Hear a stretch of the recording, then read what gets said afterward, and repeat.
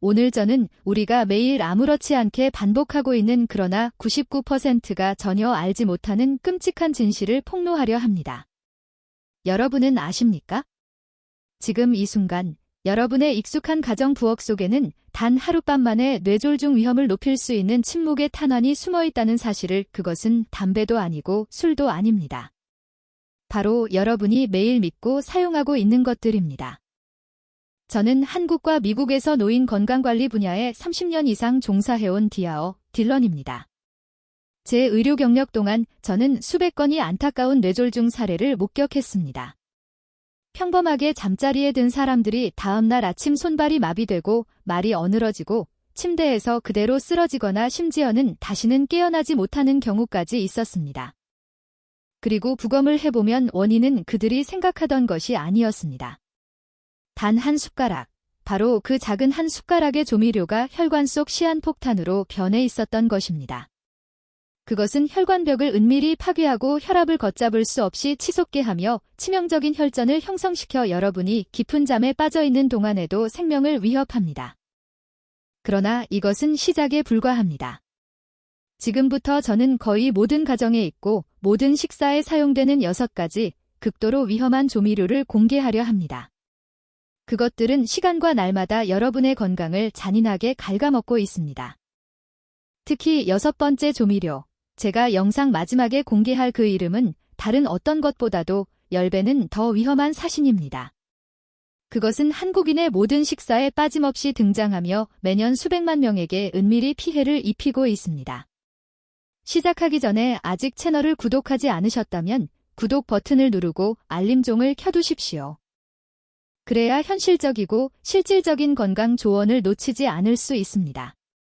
이 주제가 필요하다고 생각되신다면 댓글에 1을 남겨주시고 동의하지 않으신다면 0을 남겨주셔서 제가 다음 영상을 개선할 수 있도록 알려주시기 바랍니다. 여러분, 우리가 함께 시작할 첫 번째 조미료는 그리고 가장 논란이 많은 조미료이기도 한 정제된 식물성 기름입니다. 아마 많은 분들이 놀라실 겁니다. 왜냐하면 그동안 우리는 해바라기유, 옥수수유, 카놀라유, 대두유가 심장 건강에 좋다, 동물성 기름보다 건강한 선택이라고 들어왔기 때문입니다. 하지만 현대과학이 보여주는 진실은 완전히 다릅니다. 잘못 사용하면 이 기름들은 설탕보다 더 위험할 수 있습니다. 문제의 핵심은 산업적 생산 과정에 있습니다. 슈퍼마켓 선반에 놓인 맑고 투명한 기름을 얻기 위해 제조 과정에서는 화학용매, 매우 높은 열, 수많은 정제 단계를 거칩니다. 이 과정에서 원래 이로운 성분은 파괴되고 대신 수많은 유해한 자유라디칼과 산화물질이 생성됩니다. 여러분이 이 기름으로 튀김을 하게 되면 특히 고온에서는 그 속에 오메가6 지방이 변형되어 강력한 염증 유발 물질로 변합니다. 한번 상상해 보십시오. 여러분의 혈관 안쪽에 서서히 녹이 끼는 모습을 처음에는 얇게 시작하지만 시간이 지날수록 두꺼워지고 혈관벽에 단단히 달라붙어 혈류를 막습니다. 결국 어느 순간 그 녹이 떨어져 나가 혈류를 막아버리면 심근경색이나 갑작스러운 뇌졸중을 일으킬 수 있습니다. 결코 우연이 아닙니다. 영국의학 저널 BMJ에 실린 연구를 포함해 많은 대규모 연구들이 경고해왔습니다. 오메가6과 풍부한 정제유를 자주 섭취하면 만성염증이 증가하고 동맥경화를 촉진하며 심혈관 질환으로 가는 길을 단축한다는 사실입니다. 더 무서운 점은 이 기름이 어디에나 존재한다는 것입니다. 우리가 가정에서 요리에 사용하는 것뿐만 아니라 밖에서 먹는 대부분의 튀김 요리, 과자, 라면, 통조림 수많은 가공식품에 다 들어 있습니다. 즉, 여러분이 직접 병에 담긴 기름을 사지 않더라도 매일 상당한 양을 모르는 사이에 섭취하고 있다는 것입니다. 그래서 많은 영양학자들이 정제된 식물성 기름을 부엌 속에 숨어있는 적이라 부르는 것입니다. 우리가 무심코 넘기는 이 몇 방울의 기름이 혈관 노화를 앞당기고 뇌졸중 위험을 높이며 심지어는 단 한 번의 수면 뒤에도 치명적인 결과를 부를 수 있습니다. 이것이 바로 제가 여러분께 이 기름을 더욱 경계하시라고 강조드리는 이유입니다. 여러분, 이제 두 번째 향신료로 넘어가 보겠습니다. 겉으로는 달콤하지만 실제로는 매우 위험한 존재, 바로 설탕과 옥수수 시럽입니다. 아마 눈치채지 못하셨을 수도 있지만 현대인의 거의 모든 식사에는 이들이 숨어 있습니다. 청량음료 한 캔, 구운 고기에 뿌려진 소스 한 숟가락, 부엌에 있는 빨간 고추장 병까지 어디에나 설탕이 들어 있습니다. 더 위험한 점은 대부분의 사람들이 자신이 이렇게 많은 숨은 설탕을 섭취하고 있다는 사실조차 알지 못한다는 것입니다. 왜냐하면 그것은 거의 모든 가공식품 속에 교묘하게 숨어 있기 때문입니다. 진짜 문제는 설탕과 옥수수 시럽이 허용치를 넘어설 때 시작됩니다. 그 순간 혈당이 급격히 치솟고 췌장은 혈당을 낮추기 위해 더 많은 인슐린을 계속 분비해야 합니다. 처음에는 몸이 아직 버텨낼 수 있지만 시간이 지남에 따라 세포는 인슐린에 둔감해지고 이를 인슐린 저항성이라 부릅니다. 이것이 바로 제2형 당뇨병으로 가는 가장 빠른 지름길이며 이는 한국인에게 점점 흔해지고 있는 질환으로 특히 50세 이상에서 많이 나타납니다. 그러나 문제는 거기서 끝나지 않습니다. 남은 당분은 지방으로 전환됩니다. 이 지방은 간 주변에 쌓여 지방간을 만들고 동시에 많은 분들이 맥주배라며 대수롭지 않게 여기는 고집스러운 복부 지방층을 형성합니다. 하지만 실제로 이 내장 지방이야말로 가장 위험한 범인입니다. 몸속 염증을 높이고 심혈관계를 직접 공격하기 때문입니다. 대규모 연구는 분명히 보여주었습니다. 과도한 과당 옥수수 시럽 섭취는 혈중 중성지방 트리글리세리드 수치를 높입니다. 이것이 바로 동맥경화 즉 혈관벽이 지방으로 덮여 굳어지고 쉽게 손상되는 상태를 일으키는 직접적인 요인입니다. 일단 혈관이 혈전으로 막히면 심근경색이나 뇌졸중의 위험은 매우 뚜렷해집니다. 특히 세월이 흐르며 혈관이 약해진 노인에게는 더더욱 그렇습니다. 제가 가장 우려하는 점은 설탕과 옥수수 시럽의 은밀함입니다. 소금은 짠맛을 통해 쉽게 감지할 수 있지만 설탕은 음식 속에 교묘히 섞여 미각이 점차 적응해버리기 때문에 자신이 과도하게 단맛을 섭취하고 있다는 사실을 자각하지 못하게 만듭니다. 그렇게 하루하루 쌓이면서 아무런 경고 신호도 없이 조용히 혈관을 갉아먹습니다. 쉽게 말해 설탕과 옥수수 시럽은 단순히 음식을 맛있게 만드는 감미료가 아닙니다. 그것은 실제로 양날의 검으로 제대로 통제하지 않으면 심장과 뇌의 수명을 단축시키고 언제든지 뇌졸중을 불러올 수 있는 위험 요소입니다. 이제 세 번째 조미료를 함께 살펴보겠습니다. 여러분, 한국의 음식을 이야기할 때 된장을 빼놓기는 어렵습니다. 된장은 단순한 조미료가 아니라 수많은 전통 음식의 혼이라 할 수 있습니다. 추운 겨울날 김이 모락모락 나는 된장찌개 한 그릇에서부터 향긋한 된장향이 가득한 각종 찜요리까지 된장은 수백 년 동안 한국인의 삶과 기억 속에 깊이 자리 잡아 왔습니다. 사람들은 된장을 영양의 보고라 칭송하며 장내 유익균이 풍부해 소화를 돕고 장 건강을 지켜준다고 말합니다. 이는 사실이지만 많은 이들이 주목하지 않는 진실이 있습니다. 바로 이 무해해 보이는 조미료가 노년층의 심혈관과 뇌 건강에 있어 양날의 검이 될 수 있다는 것입니다. 가장 우려되는 점은 된장에 들어있는 극도로 높은 염분 함량입니다. 한국영양학연구원 자료에 따르면 된장찌개 한 그릇에는 세계보건기구가 하루 권장하는 소금 섭취량의 절반 이상이 들어 있습니다. 즉 50세, 60세 이상이 된 분들이 매일 진한 된장찌개를 한두 끼만 먹어도 안전한 나트륨 기준치를 훌쩍 넘기게 되는 것입니다. 나트륨이 과도하게 축적되면 몸은 수분을 더 많이 붙잡아두어 혈액량을 늘립니다. 그 결과 심장은 더 강하게 수축해야 하고 혈관벽은 엄청난 압력을 견뎌야 합니다. 이미 노화된 뇌혈관, 그 중에서도 가느다란 모세혈관은 더욱 쉽게 손상됩니다. 단 한 번 혈압이 치솟기만 해도 혈관이 터져 뇌출혈을 일으킬 수 있으며 이는 언어 능력과 운동 능력을 잃게 하거나 심지어 목숨까지 위협할 수 있습니다. 고혈압 저널레에 실린 보고서를 포함해 수많은 연구들이 강조합니다. 짠 음식은 특히 노년층에서 뇌졸중의 가장 큰 위험 요인 중 하나라는 것입니다. 아이러니한 점은 된장 속 유산균 효과가 실제로는 분명히 존재한다는 것입니다. 발효 과정에서 생성된 유익균은 소화를 돕고 면역력을 강화합니다. 하지만 염분이 지나치게 많으면 이 장점은 빛을 잃습니다. 발효의 이로움은 제대로 누리지 못하고 오히려 과도한 소금 섭취로 인한 피해만 떠안게 되는 것입니다. 다시 말해 우리가 몸에 좋다고 믿은 음식이 심장과 뇌에 잠재적인 위협이 될 수 있다는 뜻입니다. 그렇다고 해서 된장을 아예 식탁에서 없애야 한다는 말은 아닙니다. 된장은 한국 음식 문화의 한 축이기 때문입니다. 그러나 우리는 사용법을 바꿀 필요가 있습니다. 저염 된장을 고르고 국물은 더 맑게 끓이며 채소를 듬뿍 넣고 물을 충분히 마셔 균형을 맞추는 방법이 있습니다. 단 몇 가지 작은 변화만으로도 전통의 맛을 온전히 즐기면서 된장을 뇌졸중 위험을 키우는 부엌 속 숨어있는 적으로 만들지 않을 수 있습니다. 네 번째 향신료는 여러분을 놀라게 할 것입니다. 한국 음식의 대표적인 향신료를 하나 꼽으라면 아마 대부분 사람들이 가장 먼저 떠올릴 것은 바로 고추장일 것입니다. 고추장은 여러 세대를 거쳐 한국인과 함께 해온 양념으로 거의 모든 익숙한 음식 속에 등장합니다.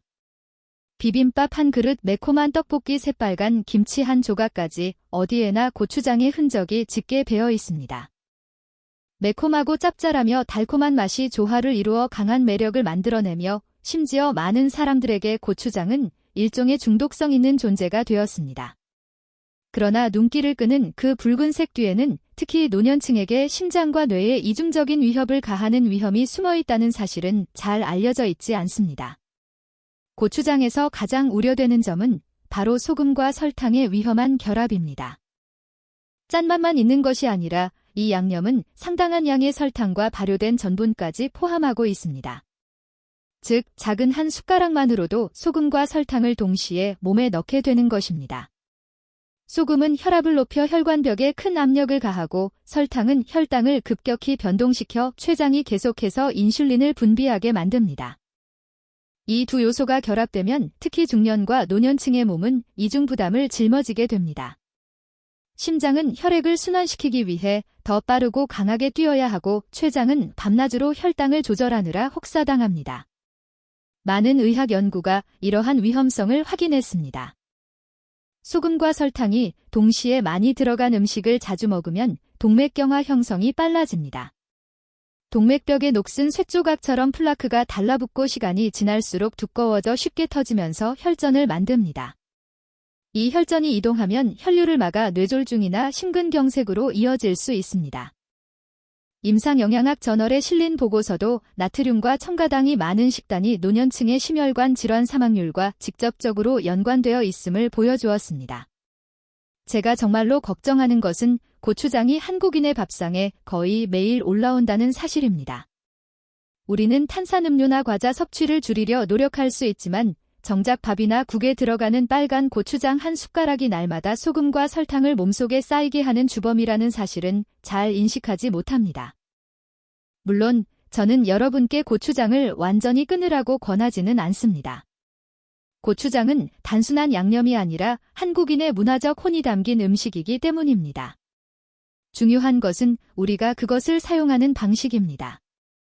식사 때마다 고추장 양을 조금 줄이고 저염저당 고추장을 선택하며 신선한 채소를 곁들여 균형을 맞추는 것이 필요합니다.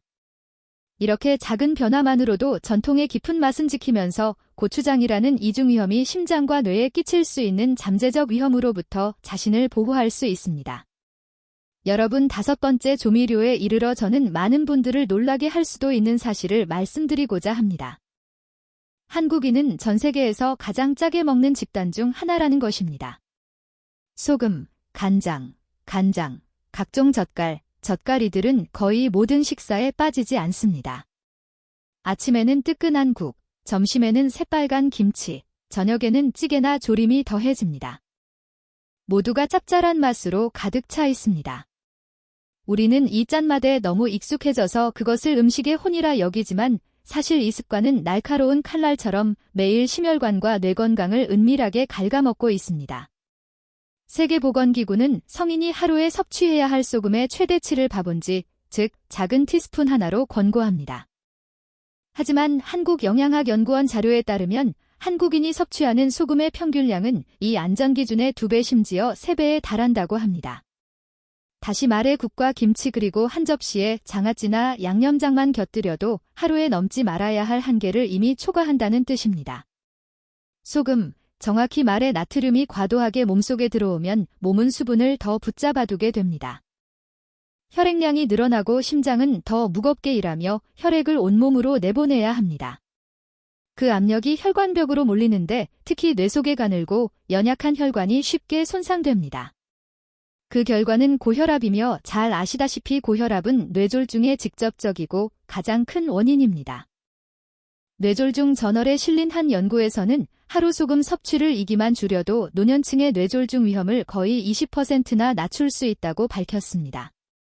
이 수치는 식습관의 작은 변화가 얼마나 큰 힘을 발휘하는지 보여줍니다. 소금의 가장 위험한 점은 담배나 술처럼 맛이나 향으로 즉시 드러나는 것이 아니라 교묘히 숨어있다는 사실입니다. 직접 소금을 더 넣지 않아도 간장, 김치, 각종 소스, 가공식품에 들어있는 나트륨만으로도 이미 안전선을 훌쩍 넘어섭니다. 그래서 한국인이 심혈관을 지키고 뇌졸중을 막기 위해 반드시 넘어야 할 가장 어렵지만 가장 중요한 과제가 바로 소금 줄이기입니다. 그러나 소금을 줄인다고 해서 꼭 밍밍하고 맛없는 음식을 먹어야 하는 것은 아닙니다. 필요한 것은 습관을 조금씩 그리고 현명하게 바꾸는 것입니다. 저염 간장을 고르고 김치는 먹기 전에 물에 가볍게 헹구어내고 마늘, 생강, 향채 같은 천연 향신료로 맛을 내어 소금을 줄이는 방법입니다. 이렇게 단 몇 가지 작은 조정을 더하면 전통 음식의 풍미는 그대로 지키면서도 심장과 뇌를 침묵의 살인자 소금의 파괴로부터 보호할 수 있습니다. 여러분, 오늘 목록의 마지막 향신료 마늘입니다. 마늘 없는 한국 부엌을 상상하기란 거의 불가능합니다. 발효된 김치, 진한 볶음 요리, 뜨끈한 찌개 그리고 양념장까지 어디에나 특유의 알싸한 마늘 향이 배어 있습니다. 오래전부터 한국인들은 마늘을 신비의 약으로 믿어왔습니다. 감기를 막고 몸을 따뜻하게 하며 면역력을 높이고 심지어 장수를 돕는다고 여겼습니다. 현대과학 또한 마늘 속 특별한 성분 알리신이 콜레스테롤을 낮추고 염증을 줄이며 혈전 생성을 막고 심혈관을 보호하는 효과가 있음을 인정합니다. 다시 말해 올바르게 섭취한다면 마늘은 자연이 준 소중한 선물입니다. 하지만 주의해야 할 점이 있습니다. 마늘은 양날의 검과도 같아 특히 노인이나 만성질환으로 치료 중인 사람이 과다 섭취하면 오히려 위험한 부작용을 일으킬 수 있습니다. 문제는 마늘이 혈액을 약간 묽게 만드는 성질을 갖고 있다는 것입니다. 이는 혈전을 막는 데 유익하지만 아스피린이나 와파린 같은 한근고제를 복용 중인 사람이 마늘을 과도하게 먹으면 혈액이 더 굳어지기 어려워집니다. 그 결과 위출혈, 소화관출혈, 심지어 뇌출혈의 위험이 크게 높아집니다. 영양학 저널에서도 고용량 마늘 추출물이 한근고제와 함께 사용될 경우 심각한 합병증을 초래할 수 있다고 경고했습니다. 그러나 많은 노인 환자들은 여전히 자연산이니 안전하다고 생각하며 이 사실을 간과합니다. 혈액뿐 아니라 소화기관에도 영향을 줍니다. 생마늘을 많이 먹으면 더부룩함, 속쓰림, 소화불량 심지어 위통증까지 유발할 수 있습니다. 민감한 체질의 경우 과다 섭취로 인해 혈압이 갑자기 떨어져 어지럼증이나 현기증이 생기고 쉽게 넘어질 수 있습니다. 여러분도 아시다시피 노인에게는 단순한 낙상조차 장기적으로 건강에 치명적인 합병증을 불러올 수 있습니다. 제가 강조하고 싶은 중요한 점은 이것입니다. 마늘 자체가 나쁜 것이 아닙니다. 오히려 건강에 매우 유익하지만 적정량을 알고 먹어야 한다는 것입니다. 잘못된 생각은 많이 먹을수록 더 좋다, 더 보약이 된다는 인식입니다. 실제로는 하루 몇 조개의 마늘만으로도 충분히 그 효능을 누릴 수 있으며 심장과 뇌혈관에 잠재적 위험을 주지 않고 이점을 온전히 얻을 수 있습니다. 쉽게 말해 마늘은 옛 철학약과 독은 오직 용량에서 갈린다의 분명한 증거입니다. 적당히 먹는다면 마늘은 충실한 동반자로서 여러분의 심장을 지켜주고 뇌졸중을 예방하는 데 도움을 줍니다. 그러나 남용한다면 마늘은 여러분 부엌 속에서 은밀히 위험을 키우는 범인이 될 수 있습니다. 여러분 자신의 건강 문제를 더 잘 이해하기 위해 때로는 다른 민족과 비교해보는 것도 필요합니다. 왜냐하면 식습관은 단순히 식탁 위의 맛을 만드는 데 그치지 않고 각자의 수명과 삶의 질을 직접적으로 좌우하기 때문입니다. 비교해보면 한국인이 더 건강하고 오래 살기 위해 바꿔야 할 점이 아직 많다는 것을 알 수 있습니다. 우리 가까운 이웃인 일본을 한번 살펴봅시다. 일본인은 담백한 식단으로 유명하며 한국인보다 훨씬 적은 소금을 섭취합니다. 동시에 다양한 채소, 해산물, 해조류를 많이 먹습니다. 세계보건기구 자료에 따르면 일본인의 하루 평균 소금 섭취량은 한국인의 3분의 2 수준에 불과합니다. 덕분에 고혈압과 뇌졸중 발생률도 현저히 낮습니다. 바로 이 싱겁게 먹는 습관이 일본을 세계에서 평균 수명이 가장 긴 나라로 만드는 데 큰 역할을 했습니다. 일본에서는 90을 넘어서도 여전히 건강하고 총명하며 거뜬히 걸어다니고 심지어 지역사회 활동에도 참여하는 노인들을 흔히 볼 수 있습니다. 이는 싱겁게 먹는 것이 결코 음식의 맛을 잃는 것이 아니라 오히려 평생 건강을 지키는 황금 비결임을 생생하게 보여줍니다. 이제 시선을 더 멀리 돌려 지중해 지역을 보겠습니다. 이곳은 황금 식단의 천국으로 불립니다. 지중해 사람들은 옥수수유, 대두유, 카놀라유 같은 정제식물성 기름 대신 엑스트라 버진 올리브유를 사용하는 습관이 있습니다. 올리브유의 특별함은 좋은 지방이 풍부하고 조리 과정에서도 변질이 적으며 자연스러운 한겸 효과까지 있다는 점입니다. 올리브유 사용 습관에 더해 신선한 채소와 과일, 생선, 각종 견과류, 통곡물을 곁들이는 식단 덕분에 이 지역은 심혈관 질환 비율이 매우 낮습니다.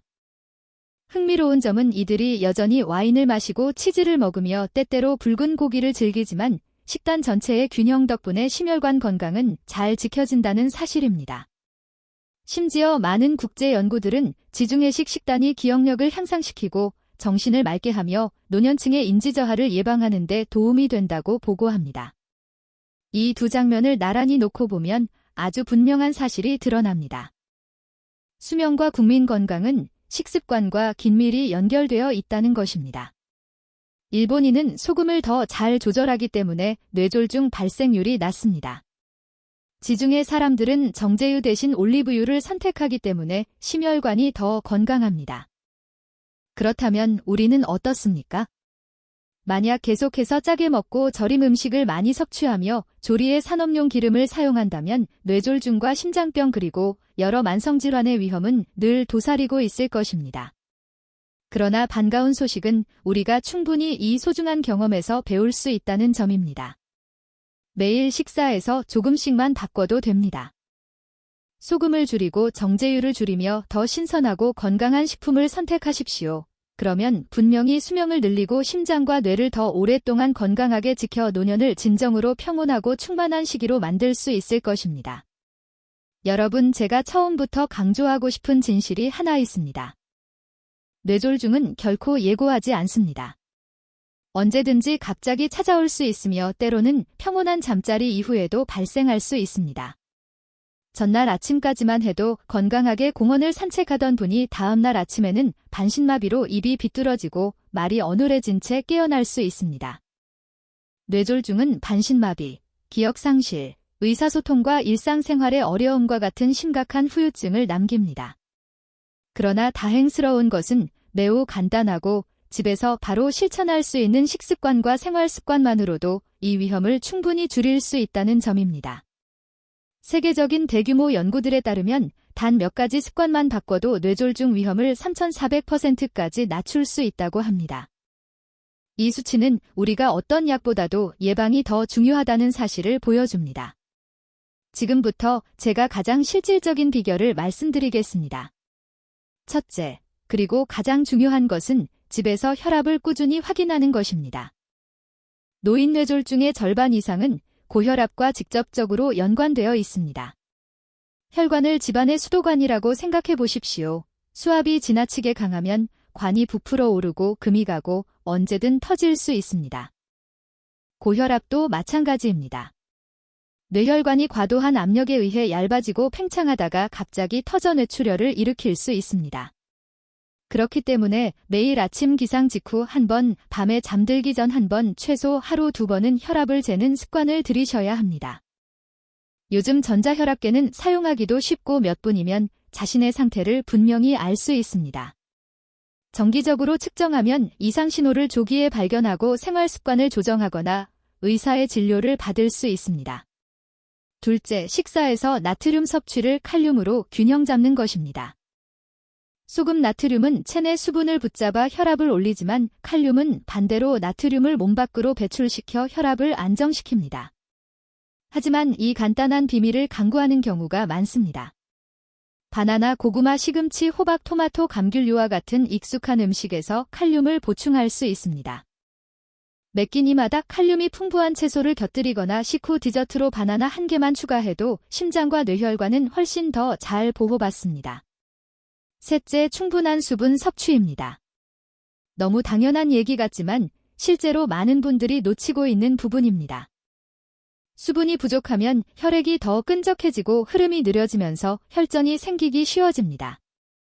혈관을 막아 뇌졸중을 일으키는 직접적인 원인입니다.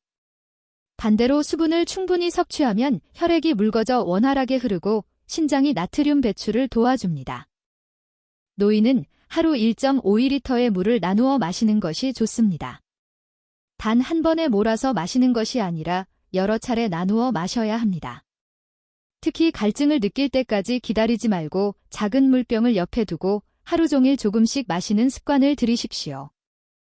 마지막으로 그러나 결코 덜 중요하지 않은 것은 식후 가벼운 활동입니다. 식사 후 바로 TV를 보거나 눕는 습관은 혈당을 급격히 올려 조절을 어렵게 만듭니다. 특히 당뇨병이나 고지혈증 병력이 있는 분들에게 위험합니다.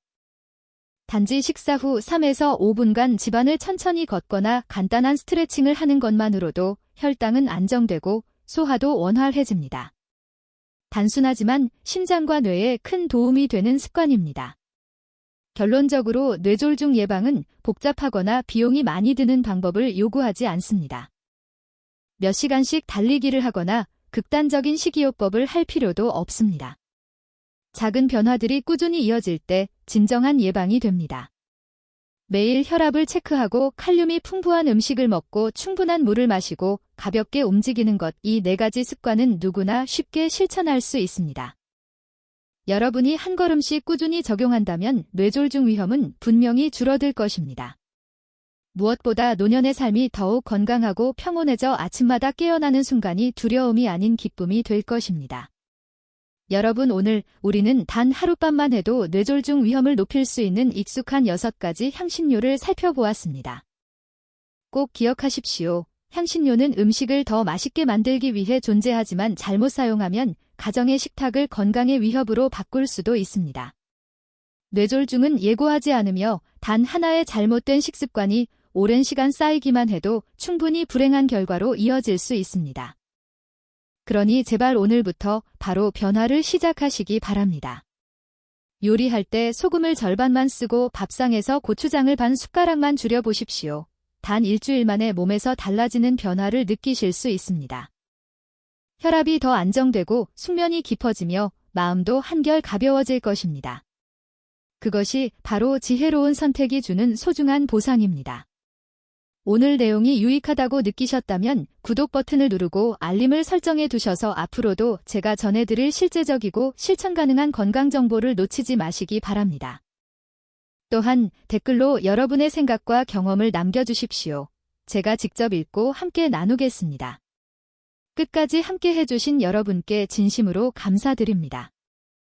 언제나 건강하고 행복하시며 가족과 사랑하는 사람들과 함께 인생의 가장 좋은 순간들을 오래도록 누리시기를 바랍니다.